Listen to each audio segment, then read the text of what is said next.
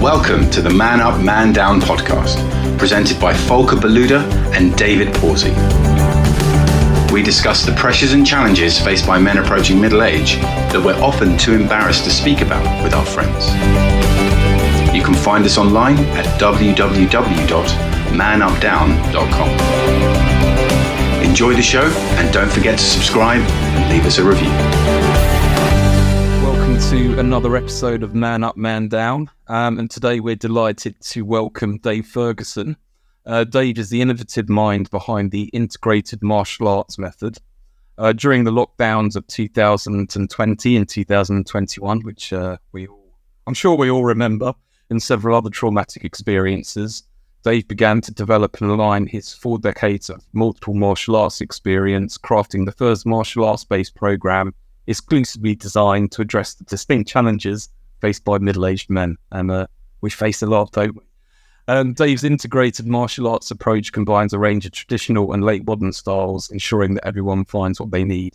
Having honed his craft alongside a 25-year civil service career in people management, improvement and inclusion for all, he applies evidence-based analysis to the pains, needs and challenges faced by many middle-aged men. So a lot to take in there, Dave. I've got lots of questions as usual. I'm sure Volker will have one or two as well. Yeah. I don't know where to start. So, 25 years in the civil service. I don't know if it's a bit of a cliche, but it's always seen as, you hear about the gold-plated silver civil service pension. Why would you want to move from that safety net to doing what you do? Anyway, welcome. Very much appreciated. Yeah, I think for me, just touching on the civil service aspect, I was probably at that stage, I'm 55 now, and I probably was at the stage, I'd been in the civil service, as I said, for 20 years plus, where you could talk about, maybe continuing, hanging on, if you like, dare I say, for the golden pension. It's not that golden anymore, to be fair, but I suppose if you compare it maybe to the average career or employment area, it's probably quite favourable, and that is true. But while in one way I was quite close in the sense of around 10, 11 years, I think it's 11 years before I would have officially retired, I also had got to the stage where I knew I wouldn't be able to, shall we say, cruise to this golden age pension. Because there was a lot of things going on in my life, which I'm sure I'll touch upon at some point today. And I wasn't happy. I didn't realize how unhappy I was, but I wasn't happy. Now, thankfully, before I actually left the civil service, things have got actually quite a lot better after becoming really terrible through several traumatic experiences that were quite condensed over the same sort of COVID type period. And they range from several things. The first one, and I suppose it links to some extent to my passion for brain health and neurology, was a friend of mine who had been assaulted, harmed very badly, and suffered considerable brain damage. Oh, sorry. It was a horrific experience, and various stages of that horrific experience, to be honest.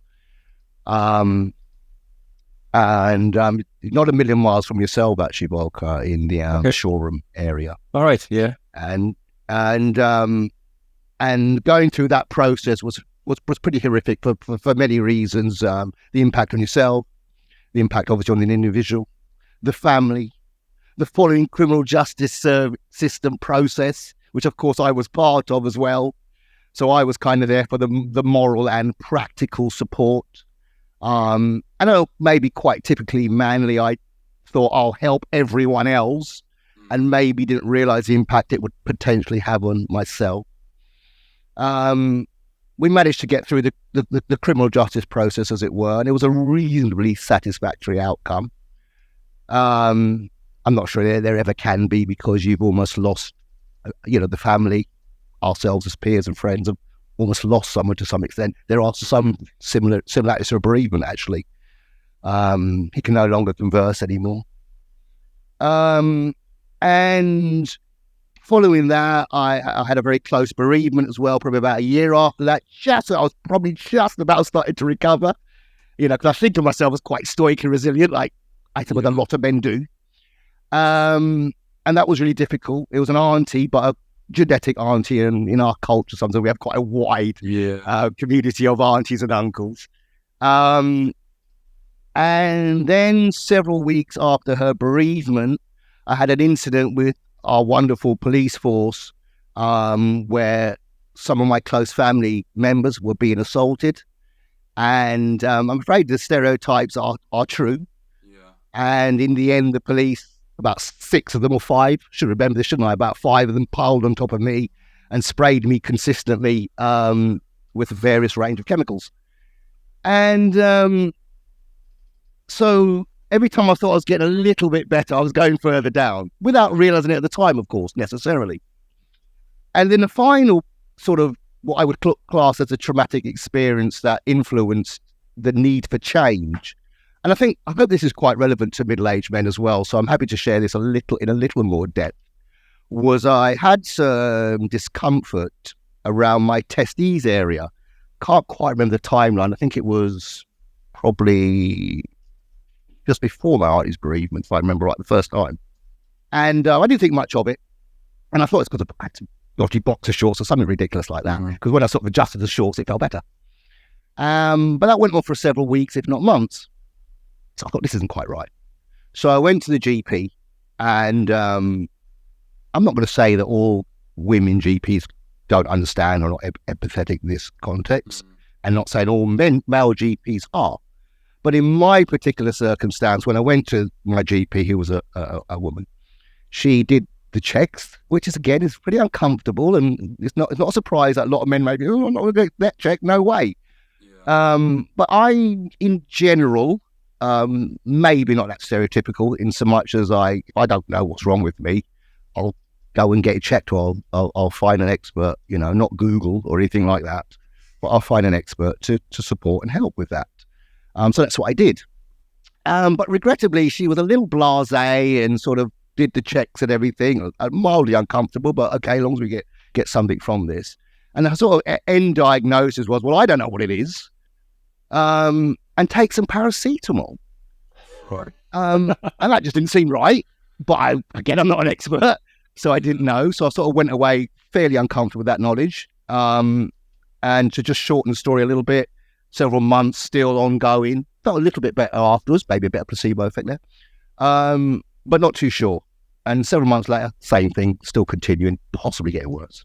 So I went back to the GP, and on this occasion, it was a male, and immediately he was far more engaged and empathetic and a little humorous, and like we do, and that was really, really helpful. And he did similar checks, but had much more solutions and theories behind that. So one of them was it could have been this particular muscle, or a cremaster muscle, might have got that wrong. And it's basically one of the muscles that are male testes that does phrase a little bit as we get older, and the old testes, drop a little bit. And it could be related to that. So that made some sort of sense, 50-something by then. But also he said, secondary, he would look at the, recommending an ultrasound. So that's fantastic. Thank you for that. Went to the ultrasound. Now, I've had several ultrasounds before, and I go rupture my Achilles tendon, for example. And on most occasions when you have them, even though the ultrasound guys are not they're not the experts, but they obviously have the knowledge, and they've seen multiple scans, depending on what area they're looking at. And that was probably the first time I knew something was wrong, because they were very quiet and no humour. And it was very much like, at the end of it, rather than saying your GP might get in contact with you or something like that, it was very much the GP will be in contact with you within days. And I thought, oh, bloody hell. So the GP was. And to be fair, from this stage onwards, absolutely brilliant. So GP called me in, said, look, there's some things we're not sure about here. We need to get further inspection. We're going to refer you to the particular the expert department in the University College in London. Got that appointment within weeks. Went to see the consultant, a woman again this time, excellent consultant though, but not the most emotional. So she started to explain the process, what it could be, the benefits of going under the knife or not. And that, again, was a bit of a shock, because I think at that point I was still thinking I was relatively invincible, quite fit, quite healthy. So it's not going to be that. But it absolutely was. And where it gets slightly humorous is she was explaining the operation and what could happen. And, you know, you could even have don't worry, because you could have your testes or the testes replaced with a plastic testes. And carried on talking. I was like, whoa, hold on a minute. What did you just say? I said, you need to slow down a little bit there. And the nurse, who was actually a support nurse, completely burst out laughing at the time. But that was quite a big thing to take. Her recommendation was to go under the knife anyway, because you could leave it and monitor it, but then potentially it could get worse. So I went with the decision and decided to go for it. But I think wrapped up in the masculinity, as well as some of the other traumatic incidents I felt, even though I thought I was okay, within several weeks, I really dropped, considerably. And upon reflecting and analysing that, I knew it was part of the traumatic journey that had brought me down. But I also knew that the career was not fulfilling my need. Because one of the reasons I continued in the civil service career was to help people change. And it got to the stage where I thought, I don't know if I'm helping anyone. I've been doing this job for X amount of years, and I couldn't tell you if I've helped 10 people, 1,000. I just had no idea. And that was really problematic for someone who had joined the service, who wanted to make a difference. I wanted to change people's lives for the better. Really as simple as that. And that wasn't happening. And at least through some of the initial stages in developing the IMA program, I knew I could help people, and I could evidence it, and I could see it in front of my very eyes. And to get that feeling was a phenomenal sensation. So even though I had some comfort with the role I was in, I knew I could not just blag it for another 10 years. Yeah. I had to make that change. I initially made it part-time, and I did the IMA work for around a year and a half, 2 years part-time. And then I made the final leap early this year with the opportunity to leave the civil service, part of the central government constriction, if you like, announced by, I think, Boris Johnson originally, however long ago that was, and then slightly watered down by Richie Sunak. And I think it's pretty much going to continue under the new the new government, sorry. So, yeah, a bit of a long-winded answer there, but that's one of the reasons why I knew I couldn't continue just ticking the boxes. It would have, not literally, but it would have killed me. Wow, there's a lot in there. Where do I start with questions? I mean, the only thing I would like to say, Volker, is prevention. In this case, particularly with the testes example, these things easily preventable, easily treated, incredibly low risk of returning. So it's about being active and preventative. If you wait too long, you are in a bit of trouble. And I know men don't generally like this, but that preventative aspect is absolutely vital. Men don't like to talk about these things, right? We don't. I mean, so totally off topic. And I got targeted yesterday on Facebook. Sorry, it just popped into my head. That's why I love this podcast. I got targeted yesterday on Facebook, and I don't know why Facebook decided to target me on that. But did you know that you can have plastic surgery if your scrotum gets a little bit soggy, that you can tighten it? I got targeted with that yesterday, and I watched that video of if I say GP, I don't actually know if she was UK or US based. It felt US, but she probably was UK based. And it was probably one of the worst ads I've seen. The way she described it was awful. She wasn't salesy, and it was just horrid. I would not book an appointment with her just to get my. That is probably linked to the same cremasteric muscle. exactly the same thing, because when I did a bit of research on that, I then got some terrible kind of googly or different type of ads as well for something similar. So it's not off topic at all. It's definitely related. I don't know why I got it, but yeah, I found it cringe-worthy.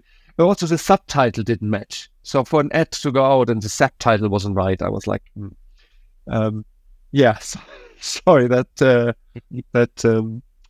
just popped into my head. I watched that yesterday. I found that interesting. But yeah, I mean, men don't like to talk about it.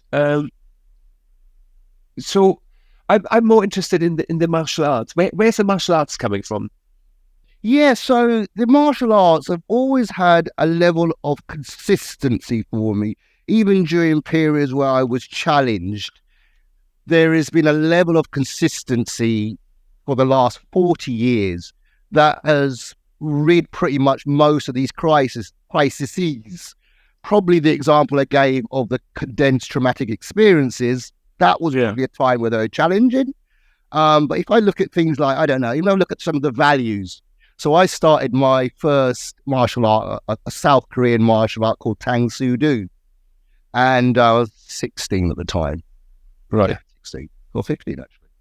And I remember quite early thinking, not that I was necessarily bullied or anything like that, or felt I had to get revenge on anyone. I'm going to get martial arts, I'm going to do this sort of thing. But I was still quite young. And there was a little bit of me that still thought, well, if I learn the martial arts, if anyone messes with me, I'll just, see how flexible I am. And so there was a little bit of that. And I remember quite early my instructor saying, making it clear what martial arts are for, their historical nature, their relaxation, self-defense. And if any one of his students he finds using them inappropriate, he'll beat them up themselves. And I thought he was joking. He definitely wasn't. He was quite a serious guy. But I mean, jokes apart, prior to that, well, not so much prior to that, let me just take a step forward. I did that martial arts for about 7-8 months, so not a huge amount of time. And then the next martial arts I went into was something called Lao Ga Kung Fu, which is more of a traditional martial arts. We would sort of class it around the traditional animal forms. So martial artists will know what I'm talking about. Maybe most other people won't. 5 basic animal forms from this particular Kung Fu style. And this is where, up to that, I was a little bit of a rogue-ish, not the worst. But, a little bit of a chip on your shoulder, thinking, particularly if you think people are disrespecting you or insulting you. Sometimes they were, sometimes they weren't. But, you're a bit angry, you want to defend yourself, why are you looking at me like that? And all these kind of sort of crazy things at the time. And it's probably linked to your emotions and mood, impulsive behavior, all that sort of stuff.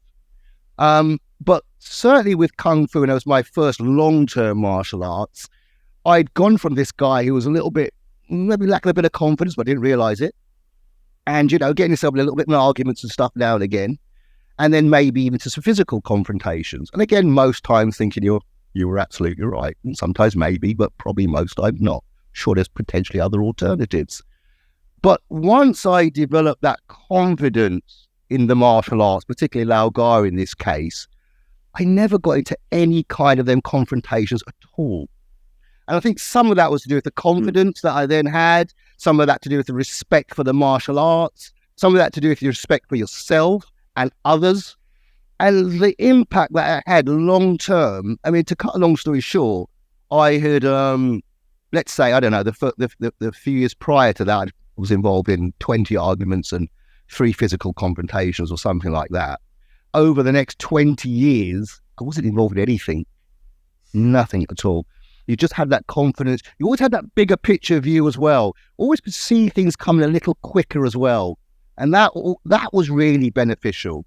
So that's one of the aspects, the values and respect for others that has been consistent for me. I think also I talked about its benefits through crises when the pressure's on. And I think if we just isolated the COVID pandemic period, it was one of the things I could still do while we were locked down. And wonderful Boris said that we could at least go outside and train and things like that. What a guy, happy with that. Might be what I was happy with, but that's another story. So that was really helpful. Where it didn't quite fulfill what it had traditionally was I had obviously no access to the gyms, the dojos, which is a kind of place of immersive learning. So I was doing the martial arts at home, but it didn't quite have the same impact, partly because I was getting older anyway, but partly not having that, being able to go to different classes, because I was going to one Muay Thai class through family, started Jiu-Jitsu, part of my MMA training, and I had a freestyle class I went to as well as doing stuff at home. So while I was still doing stuff at home, it didn't have the same impact. But in many ways, martial arts still helped save me, alongside some spiritual aspects as well, without a doubt, is because I started to then rehash some of my old training techniques from way back when, the same Tang Soo Do and Lao Ga talked about, incorporated with some of the new martial arts that I'd been learning, some of the new techniques as well. And I started to incorporate and develop them together. And without knowing at the time, that was the first sort of seedings, really, of my integrated martial arts method. So as that started to develop, still during the lockdown, other people started to sort of see, well, hold on a minute, we're in the middle of a crisis here. And you're sort of bouncing on your toes, you're making jokes. We've got a prison to get blimmin' this, vaccination in immediately. You can imagine the risk context at a prison of catching COVID with sort of 3,000 people in this sort of condensed, some occasions, I probably can say that now, some occasions slightly unhealthy environments. Yeah. And that was really the start of me actually sharing some of them things. And they were all middle-aged men in general, middle managers, leaders, directors, that type of space, under pressure, under stress, no gyms anymore to go to, no classes. And that was the first time I started sharing some of the things that I was learning. And then we started to see how that could help. And that was coming back to the same point that I made, that the feeling that I got when I noticed that some of these people were doing these, what I thought at the time was quite basic, was the early stage of the program, and then coming back to me weeks later and saying, oh, I feel much better now, and I'm getting up with a bit of spring in my step, and the wife's noticed I'm making jokes again, and them sort of measures and changes in a relatively short period of time in many cases were just, they were fantastic. And I think just a final point, Volker, is the martial arts, I've been doing it for 40 years. They've been around for at least 3,000 years. Pankaran would be the first kind of example of mixed martial arts in the Olympics, the traditional Olympics, which was a bit of grappling and wrestling mixed. And not only the context of combat, but the increased mindfulness, the developmental plasticity that's built into all martial arts, consciously or unconsciously. They've been having this concept of well-being thousands of years. So why not use that concept within our contemporary aspects? Because well-being is kind of seen as quite a new topic, and mindfulness, it's not for the martial arts at all. It's been absolutely around for absolute ages. So for me, holding on to that from the traditional martial arts, as well as some of the new strength, positive psychology, probably from the last 20, 30 years, the integration of both the traditional and modern forms of martial arts, have been real consistent benefit for me, certainly, and hopefully others as well, the last few years. So when you started sort of sharing your techniques, so was it with colleagues? Yes, work colleagues, civil service colleagues initially. Yeah. So was that you were like sort of showing them, or were you recording videos and sharing it with them? Oh yeah, so a little bit of both really. So at first I just was verbally sharing and said, oh well, I get up and I do this, I do the stretching and I do that. And I suppose it comes back to people's learning style, doesn't it? Because I think the first two colleagues, they said, yeah, absolutely, I'll go ahead and do that, and they more or less did. Well, probably not quite as accurate, potentially, but they more or less did and got some good benefits from it. But then, partly because I had neurological thinking style, for some people, they couldn't remember it at all. I can't remember what you said, or they did something completely different. So that was probably the first time I just sent a kind of like a WhatsApp video You know, terrible sound, terrible shooting, but I just did it in a video format backed up with audio format as well. And that seemed to suit this particular individual and a couple following that. So yeah, it was a very basic amateur start, but the more video audio form definitely suits most people. And then that started to become the dominant method, but a bit more structural after that, you know, into, you know, splitting into modules and things like that. But that was sort of several months down the line before I started doing that. Hello folks, it's Volker here. I hope you enjoyed this week's episode. As you know, I coach executives, whether that is for leadership skills, or sales leadership skills, or working as a therapist too. There are few ways I can help you to get unstuck, improve your work-life balance, or become a better version of yourself. So you will be more productive and have more time for your family. Whatever it is, you can join my client list of people from General Electric, Pepsi, DHL, Boots, and many others. Book a free exploratory call via my website, www.obnat.us. That's obnat.us. Now back to the show.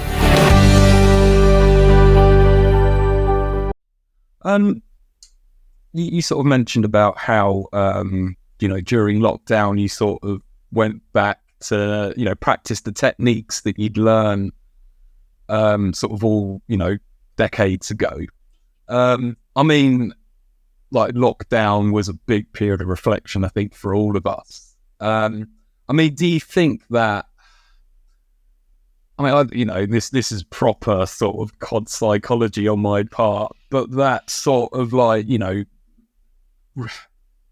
doing those movements again, did that kind of bring you right back to, I mean, did it kind of, I don't know, unlock anything? I mean, you know, you sort of talked about, you know, you were a lot more zen than you know, like you're working with. I mean, do you think that was part of the process of almost like filtering through, well, yeah, your life, good and bad? Yeah, I think it was a bit of that. I think particularly for me, training at home, it was great and it was helpful, but it was something missing, you know, and I thought it was probably a bit of social, there's a little bit of social aspect as well, and some of its effectiveness. Yeah. Because obviously, just training at home, while it was kind of okay, and it's definitely better than nothing, I wasn't getting the same sort of physical results for starters. And probably just as important as that, I wasn't getting no real enjoyment from it. It was a little bit formulaic and wasn't really getting that buzz, if you like.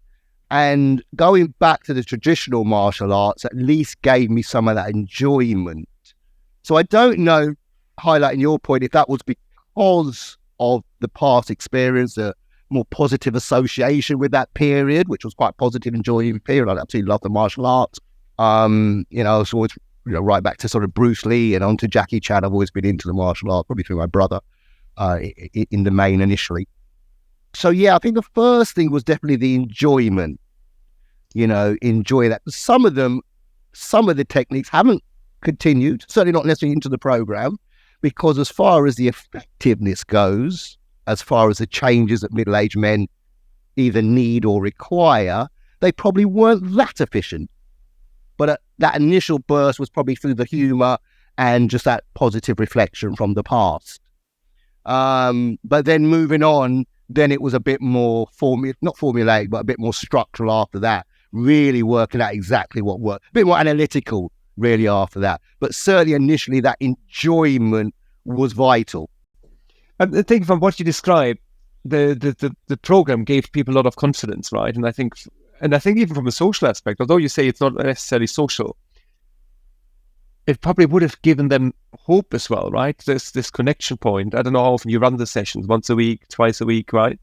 For people to get involved. So why did you focus on middle-aged men? Yeah, there was a few things there. I mean, yeah, there is definitely a social aspect. And even though the program is kind of a one-to-one program, we do have, we have the opportunity for clients to join a shared group program as well, which we run every 2 weeks.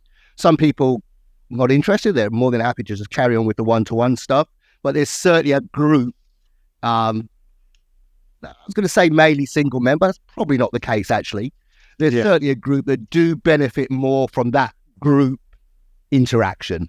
They really, really seem to get a lot from that and learn a lot from it. Particularly, I suppose, like anything, it's often the shared challenges, isn't it?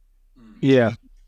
The chat is a lot about the shared challenges, and you often feel you're on your own. I don't know why that is, but when you have these problems or these issues, whether it's, let's say, relationships or even some health issues, I can't think of anything else at the moment, it always often feels like you're on your own. And one of the things where the group aspect seems to be beneficial is that get together, sometimes that sharing of common issues. That seems to be really beneficial for a lot of the men. So, I mean, the kind of guys that get in touch with you, are they, I mean, does it range from people that, you know, have been quite sporty in the past or are still sporty to people that have never done anything like this before? I mean, because I think I've probably mentioned this before. I went on my first like snowboarding holiday in my late. Yeah, I think I remember hearing that.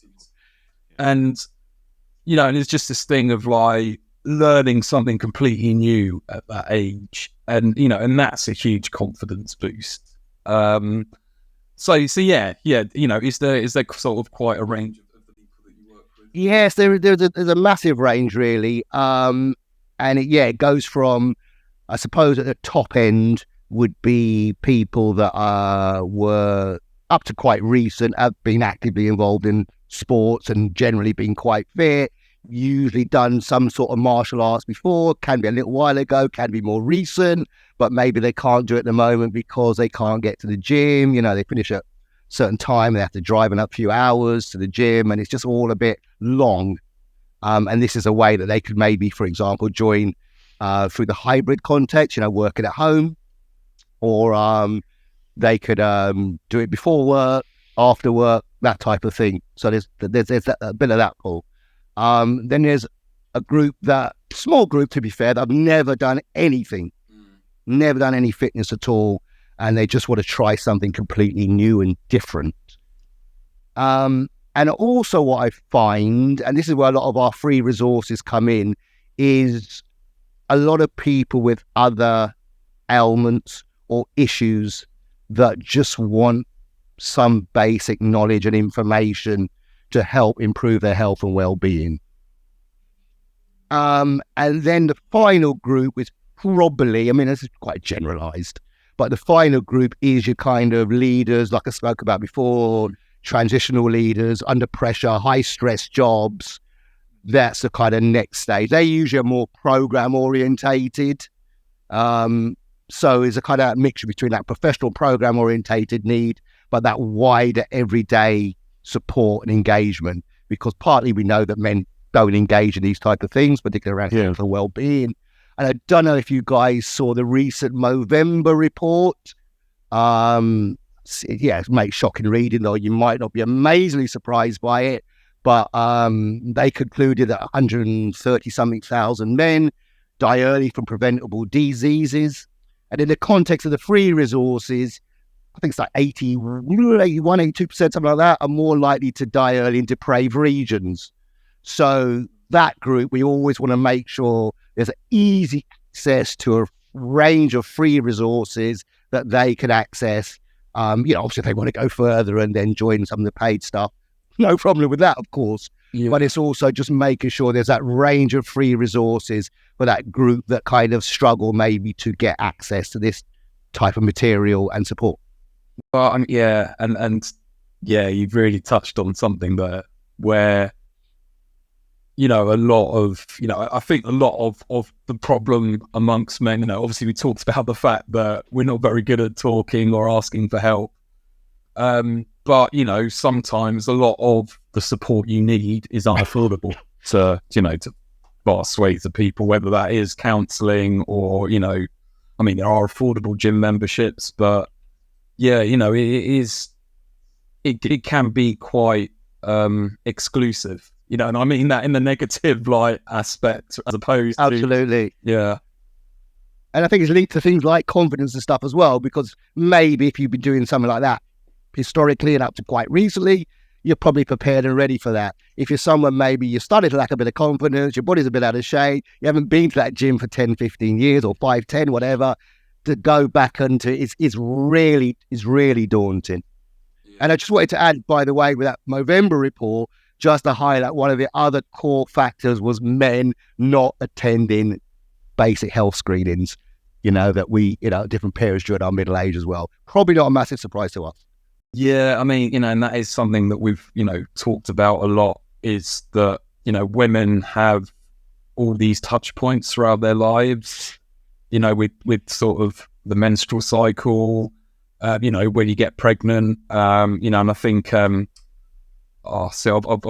forgotten the term, but yes, so, checks for cervical cancer, just trying to find the right phrases to use there. And, but yeah, and breast screening, whereas, as you sort of said with men, we'll basically leave it several months and think, actually, I better get that checked out. Very much. And, and then when you put on top how difficult it is to get an appointment anyway, it's, as I say, that is sort of something that we've talked about a lot. And so your programs, are they both online and in person? Predominantly online. I do some in-person work, like with people within my area. So, as I said, I'm from Hertfordshire. So if you're in Hearts and that's your preferred mode of engagement, then yes. But fundamentally, I think it's 88% are online. Right. So is there an online community? I mean, I guess sort of the thing that I was going to sort of come to is that, and again, it's something we've talked about, is like if you get a load of men together and say, right, talk about your feelings, it doesn't happen. But not always, no. If you sort of, when you're brought together by a common sort of goal or bond, then naturally, suddenly you start to get these conversations. So, I mean, is that something that you see sort of online, and and is that something that you tried to nurture, or has it come as a sort of pleasant surprise? Yeah, I mean, probably a pleasant surprise, because I think most of my direction initially was just individual one-to-one work, and then as the client base grew, I just thought, I mean, partly some more process reasons, really. I thought we'll have a group session as well. And like a lot of these things, I did facilitate some of the starting conversations, if you like, but it kind of took its own route, really. And then the guys started to share some of their common issues, some which I was relatively aware of that middle-aged men do go through, and some I absolutely wasn't. So I suppose I was learning quite a bit myself. But it's funny, maybe I don't know if this is how the world's changed, but it seems that the online social conversations are more in-depth than the face-to-face ones. Mm-hmm. Which I was probably surprised about that. Yeah, like David, that you ask, whether unfit people can join it as well. Absolutely, 100%. So it's a real range, really. For me, the main thing is through our courtesy consultation call. That's right. A relatively complex assessment has to be applied. Obviously, I want to make sure everyone's safe. And then from there, you should get a baseline of their needs and what level can you push. In a nutshell, Volker, there's 3 sort of levels throughout each module, which should, I wouldn't say it covers absolutely everyone, but it should cover a very wide spectrum of someone who hasn't trained for maybe 20 years and maybe never done a martial art, to someone who's at the other end, who's, done various martial arts, strength and conditioning training, used to run marathons, and all sorts of parkour training and all sorts of different things. So a relatively wide range, but it's only through a relatively complex assessment I will really be able to assess accurately if you're suitable for particularly the main programs, being the Total Rejuvenation and Mastery program. That's my main sort of blue ticket. Right. Yeah, I tried to make it as a joke with David, but David didn't pick up on it, so never mind. But to What was the joke? No, no, no. but that's okay. You can watch it back, David, and you see, my German sense of humor. But I like actually what you say, because to be honest, I haven't done, to say, any very little martial arts. I used to do a bit of Tai Chi before the kids were born. And just to be honest, as I get into my middle age, I think martial arts is something I would probably pick up at some point. I had a chance to do karate with my youngest, but I never did, because I thought, oh, that's more his thing, and he should be doing it rather than me doing it. But and you beat him up every time. Yeah, he beats me up now. Trust me. Yes, you need to step up your game then, maybe, Volker. Yeah, because it's never too late, right? I think the message is never too late to start it. Absolutely. So I was going to say, what Volker's saying is that basically we both need to get trained up and then get in the ring. Is that what you're saying, Volker? That's not why you learn martial arts, but correct me. No, absolutely not. You don't. I mean, there is a combat side to it. And obviously for my middle-aged men, that's not necessarily the case. None of them are going necessarily into combat or going to be fighting anymore, realistically, and that's fine. But they may still get the bonus of feeling like feeling quite fit and quite confident, and long as that confidence to get, into doing silly things. That's a nice way of getting the benefits still from a variety of martial arts. And I think the confidence, I think, is important. Middle age and I guess core strengths, right? As we get older, as I always say, right? I'm more of a cardio person than a weights person. And I do weights just, to be honest, it was my son who said, you should do some weights. You're over 40, and we all know we should, but we don't necessarily do it. And I think things like martial arts can massively help with bone density and all that. Yeah, absolutely. I found out something which this is probably, it might not be news to either of you, but I sort of discovered something like literally in the last week, that muscle burns more calories than, basically, the more muscular you are, the more calories you burn. Yeah, absolutely. We didn't know that. I didn't know that, no. There you go. But, how old are you? 46. Knowledge out there, we can't have it all, That's why we should share the knowledge. Yeah, well, I did PE at GCSE level, and I got an E, and I got a double F in science. So yeah, that's not my forte. Sorry, one last question from me, Dave. So how much of the program is focused on? I mean, you sort of talked about psychology. How much of it is kind of mindset, and how much of it is it active? Oh, and actually, before I forget, I just wanted to make another sort of observation. Is it like that confidence thing? And we're sort of saying that it's, the purpose of it isn't to be able to go into a bar and, beat the crap out of everyone.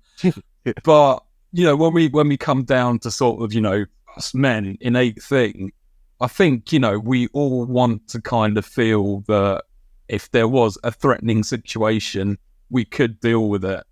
So, I think, as I said, there's, perhaps confidence that comes from learning a new skill later in life. But yeah, I think, sort of boiling down to man, the ability to protect your family, that must have quite, even at a subconscious level, that must have massive quite an impact. Yeah, and I think that is what I was, referred to earlier on in the conversation piece, that going backwards, when I learned martial arts, I then had that confidence not to engage in physical confrontation. I could almost see things coming. It's almost like that sixth sense or something. You could almost see things coming, and that in itself gives you quite a lot of confidence.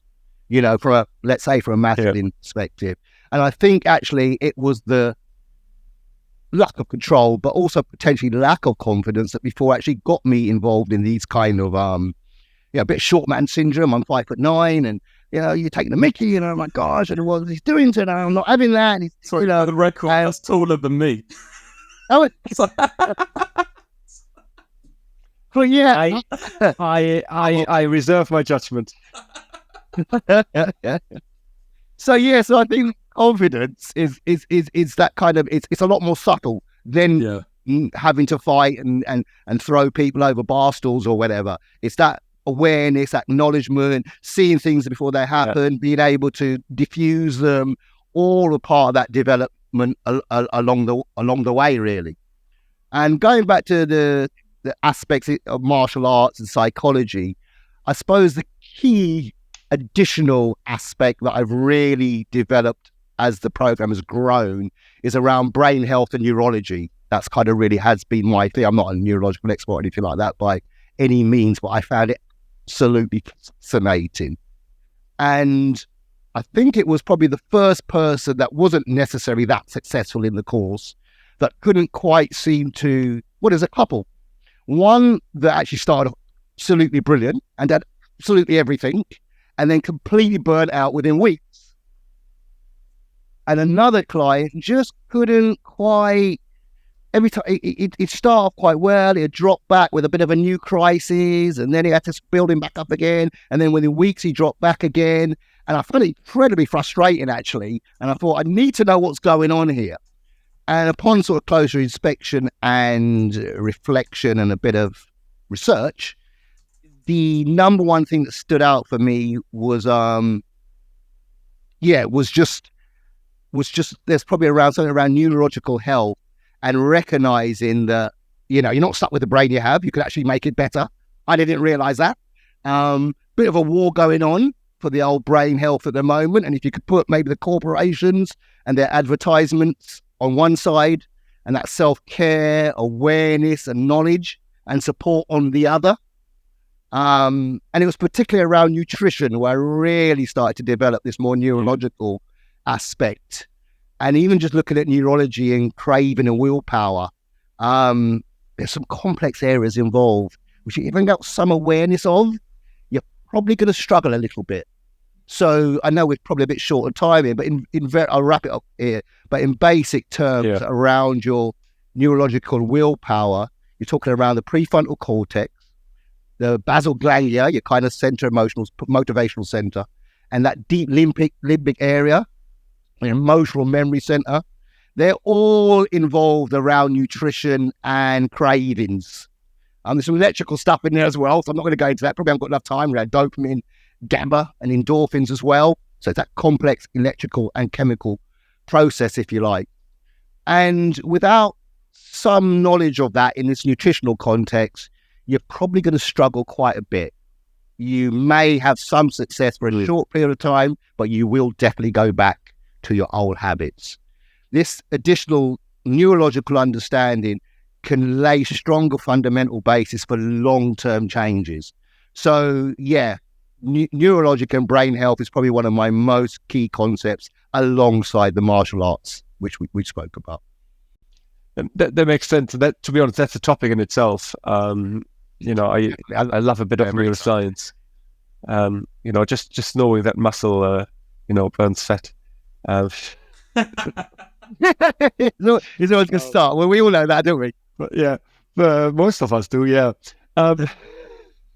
Dave, I think time just flew past, so that was really interesting. Thank you for sharing that and coming on the podcast. If people want to find out more about it, your program, what do you do?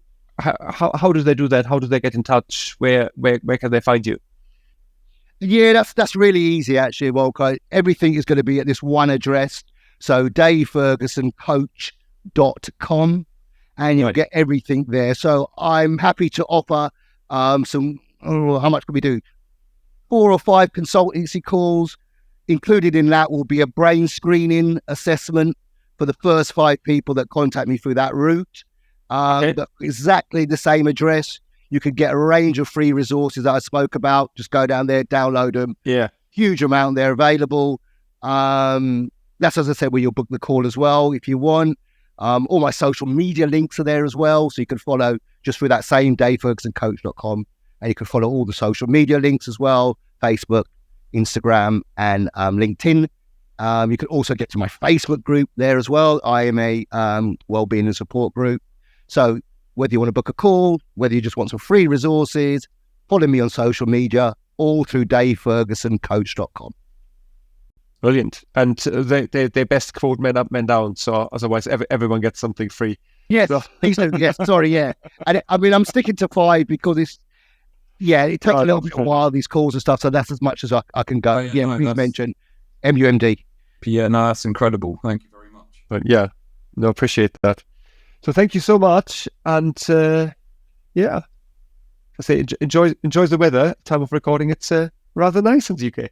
Yes, yeah, absolutely. A little bit sweaty on the old nose, but I managed not to stream too much. But no, appreciate it, guys. Thanks for the opportunity as well, because it's great to have this. I know you can't see him, but it's great to have this kind of audience that are in this kind of space and to share that message. I really, really do appreciate it. So thanks so much. And thanks for a laugh. Thank you.